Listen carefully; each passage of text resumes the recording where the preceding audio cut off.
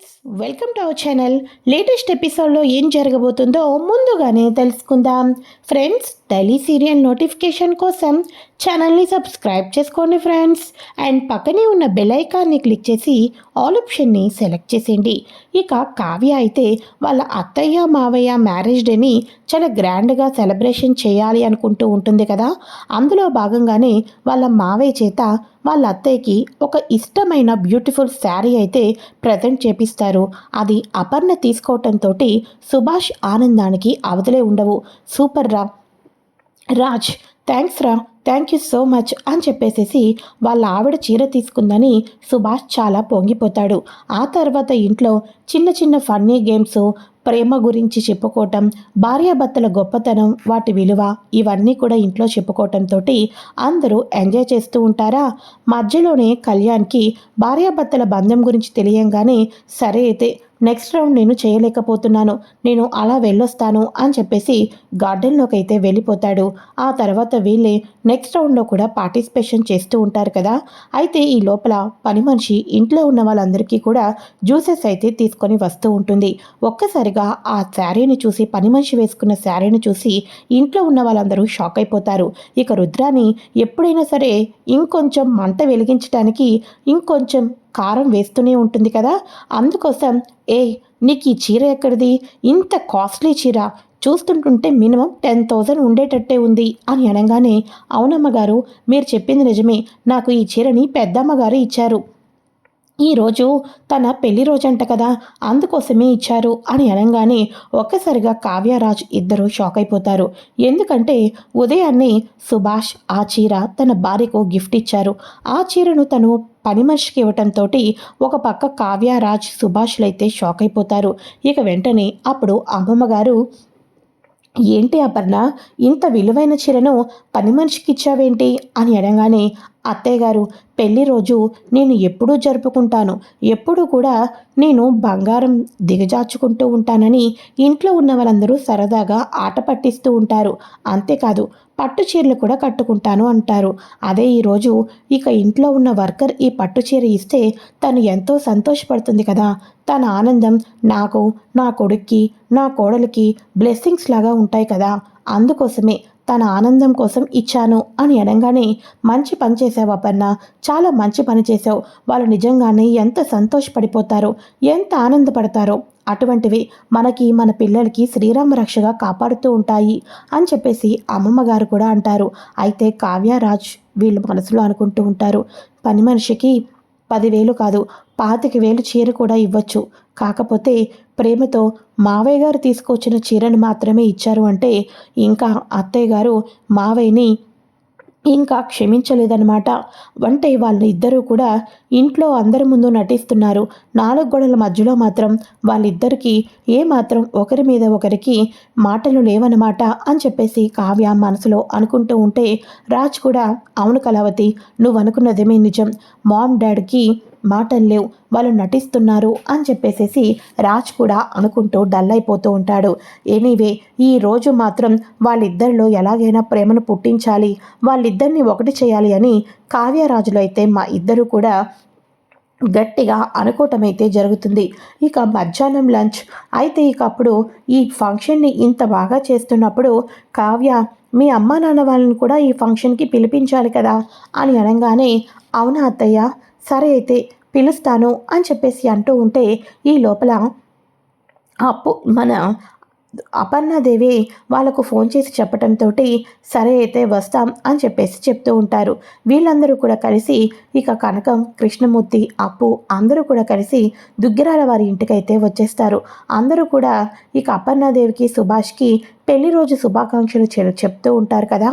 అందరూ కూడా కలిసి సంతోషంగా ఉంటారు. ఇక వెంటనే మన కళ్యాణ్ మాత్రం చాలా డల్గా ఉంటూ ఉంటాడు కదా. ఇక కావ్య, అమ్మ నేనేమైనా హెల్ప్ చేయాలా అని ఇంట్లో అంతా ఒక ఫెస్టివల్ వాతావరణం అయితే ఏర్పడుతూ ఉంటుంది. కనకం మాత్రం చాలా డల్గా ఉండటంతో, అమ్మా నీకే ఏమైందమ్మా, ఎందుకలా డల్గా ఉన్నావు అని అనగానే, ఏమీ లేదమ్మా కావ్య అని అంటూ ఉంటే, అమ్మా నీ నోరు నువ్వు నిజం చెప్పటం లేదని నాకు స్పష్టంగా కనిపిస్తుంది, నువ్వేదో దాచిపెడుతున్నావు, ఏంటది చెప్పు అని అనగానే, అబ్బే ఏమీ లేదమ్మా, ఇక అప్పు మీద ఇంట్లో ఉన్న వాళ్ళే కాకుండా వీధిలో ఉన్న ఆడవాళ్ళు కూడా నోటికి ఇష్టం వచ్చినట్టు మాట్లాడుతున్నారని చెప్పేసి పెళ్లి చేసేస్తే ఒక బాధ్యత అయిపోతుంది కదా అని పెళ్లి చేద్దామనుకున్నాం. అందుకోసం శాస్త్రి గారిని సంబంధాలు కూడా తెమ్మన్నాం. కాకపోతే పెళ్ళైపోయి 2 పిల్లలుండి జైలుకు వెళ్ళి వచ్చినోడిని అప్పుకి భర్తగా తీసుకొని వచ్చారు. ఇంతకన్నా గొప్ప సంబంధం రాదు అన్నట్టుగా అవతలవాడు కూడా మాట్లాడాడమ్మా. నా అప్పు జీవితం ఏమైపోతుందా అని నాకు చాలా భయంగా ఉంది అని చెప్పేసి అనగానే, అమ్మా నువ్వేమీ కంగారు పడద్దు. అప్పు ముందు చదువు మీద ఫోకస్ చేస్తుంది. తననైనా తన కాళ్ళ మీద నిలబడనివ్వమ్మా. తను ఒక మంచి పోలీస్ ఆఫీసర్ అవుతుంది. తనకి తగ్గట్టు భర్త వస్తాడు. దాని గురించి నువ్వేమీ టెన్షన్ పడొద్దమ్మా. నా మాట నమ్ము. ముందు దాన్ని చదువు మీదే ఫోకస్ చేయనివ్వు అని చెప్పేసేసి ఇక మాట్లాడుతూ ఉంటారు ఈ తల్లి కూతురు ఇద్దరు కూడా. ఈ డిస్కషన్ అంతటినీ కూడా మన ధాన్యలక్ష్మి అయితే వింటుంది. ధాన్యలక్ష్మి వినేసి బాధపడుతూనే ఉంటుంది. ఏం చేస్తాం, నా కోడల మూలాన అభం శుభం తెలియని ఒక ఆడపిల్ల కూడా అనవసరంగా మాటలు పడాల్సి వచ్చింది. ఇటు చూస్తే నా కొడుకు ఇంతమంది ఇంట్లో ఫంక్షన్ జరుగుతున్నా కూడా ఏమీ తెలియనట్టుగా ఒంటరితనంతో ఈ వయసులో వాడు ఎంతో బాధపడుతున్నాడు అని చెప్పేసేసి ధాన్యలక్ష్మి గార్డెన్లో ఉన్న తన కొడుకుని చూసుకుంటూ ఉంటుంది. అలా డల్గా ఏమీ పట్టనట్టుగా ఉండటంతో అదే సమయంలో అప్పు అయితే కళ్యాణ్ దగ్గరికి వెళ్తుంది. ఏంటి బ్రో, ఇంటికి మీ ఫ్రెండ్స్ మీ అతిథులు వచ్చినా పట్టించుకోనంత ఆలోచిస్తున్నావు, ఏం ఆలోచిస్తున్నావు అని అనగానే, ఏమీ లేదు బ్రో, నువ్వు వచ్చిన సంగతిని కూడా నేను చూసుకోలేకపోయాను, సారీ బ్రో అని అనగానే, అరే బాయ్ నాకు సారీ చెప్పుడు కాదు, నువ్వేంటి ఇంట్లో మీ పెద్దమ్మ పెదనాన్న వాళ్ళ మ్యారేజ్ డే ఫంక్షన్ జరుగుతుంది, నువ్వేంటి ఇలా ఒంటరిగా కూర్చున్నావు అని అనగానే, ఏంటి బ్రో నా సంగతి తెలిసి నువ్వు కూడా నన్ను ఇలాంటి క్వశ్చన్స్ అడుగుతున్నావా అని అనగానే, అంటే ఏంటి నువ్వు ఇంకా ఆ అనామిక చేసిన మోసం గురించి ఆలోచిస్తున్నావా అని అనగానే, లేదు బ్రో, నా భార్య నాకు అన్యాయం చేసిన దాని గురించి కన్నా ఒక అన్యాయంగా ఆడపిల్ల మీద నిందలు వేసింది అని నీ గురించి ఎక్కువ ఆలోచిస్తున్నాను అని అనగానే, అరే బాయ్ ఆ అనామిక సంగతి మర్చిపోరా, నువ్వెందుకురా ఏదో కోల్పోయినట్టుగా అలా అవుతున్నావు, నువ్వు నిజమైన ప్రేమను చూపించవు, తను నిన్ను మోసం చేసింది, చూడు ఇక నుంచైనా సరే మన కాళ్ళ మీద మనం నిలబడాలి,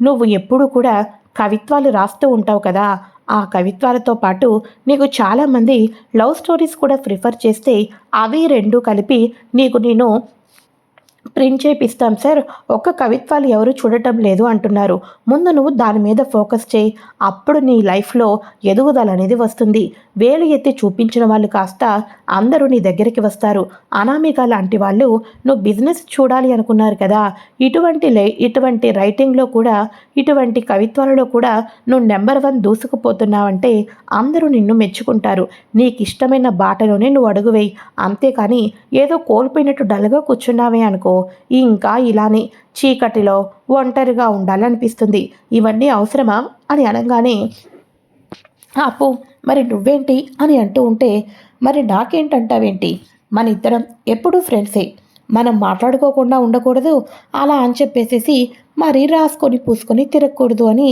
నాకు అర్థమైంది, ఇదిగో మొన్ననే కదా పోలీస్ ఎగ్జామ్స్ రాశాను, వాటి రిజల్ట్స్ కోసం వెయిట్ చేస్తున్నాను, వాటి రిజల్ట్స్ వచ్చేసినాయి అనుకో ఇక నాకు జాబ్ పక్కా, అయినా కూడా ఆ జాబ్ చేస్తూనే ఇంకా హయ్యర్ క్వాలిఫికేషన్ కోసం ట్రైనింగ్ తీసుకుంటూనే ఉంటాను, సమాజంలో చీడ పురుగులను తీస్తూనే ఉంటాను అని చెప్పేసేసి అంటూ, ఇక చాలు చాలు నువ్వు ముందొచ్చి మీ పెద్దమ్మ పెదనాన్నకు జరిగే ఈ ఫంక్షన్లో ఎంజాయ్ చేసి నువ్వు రేపటి నుంచి మాత్రం కన్ఫామ్గా నువ్వు చెప్పినట్టు నువ్వు చేయాల్సిందే సరేనా అని అనగానే, ఓకే బ్రో, నువ్వు వచ్చిన తర్వాత నాకు మంచి బూస్టప్ అయితే వచ్చింది, పద వెళ్దాం అని చెప్పేసి ఇద్దరు అక్కడి నుంచి వెళ్ళిపోతారు.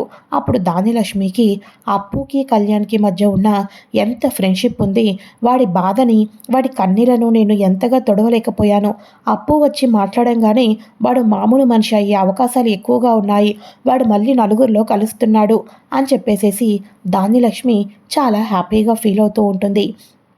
ఇక వీళ్ళందరూ కూడా కలిసి నైట్ డిన్నర్ చేస్తూ ఉంటారా. ఇక అక్కడేమో అనామిక జైల్లో ఉంటుంది కదా. అనామిక జైల్లో ఉండటంతో వాళ్ళ అమ్మ నాన్న కలవటానికైతే వెళ్తారు.